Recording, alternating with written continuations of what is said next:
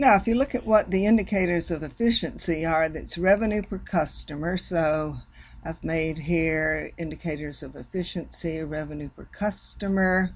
So let's do that first. That would be for Back Bay. There's their revenue, and that's divided by the number of customers. And then we will drag that down for each of the other 4 stores.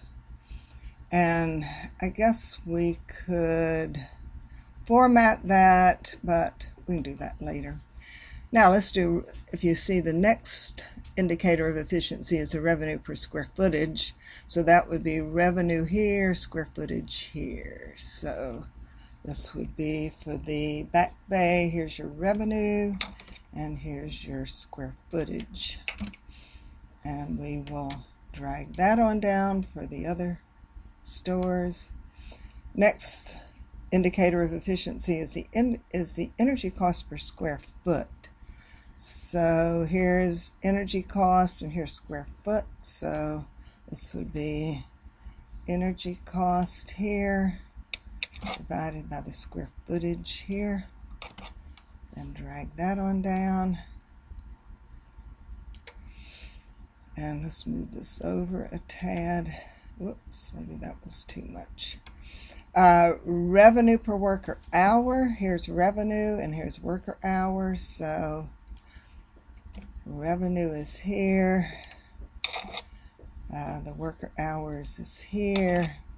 And we'll drag that on down. And finally, the last one is the loss in dollars per revenue. So here's your loss, and that's going to be divided by revenue. And then we'll drag that on down. So these are our 5 indicators of efficiency. Now, let's look at what we're going to do next. It says a target value is given for each indicator. Like we want the revenue per customer to be over $50. So let's look here. They're all over $50, aren't they? And we want the revenue per square footage to be over 100. Looks like they're all good there. Energy cost to be under 50 cents, per square foot to be under 50 cents. We're not good there.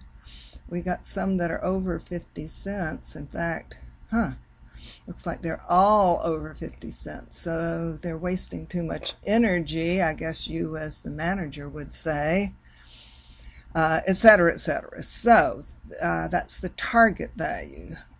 And some indicators are more important than others, so weights are given. So for the revenue per customer indicator, we want that to be over 25% of the efficiency. The revenue per square footage, we want that to be over 30% of the efficiency, etc., etc.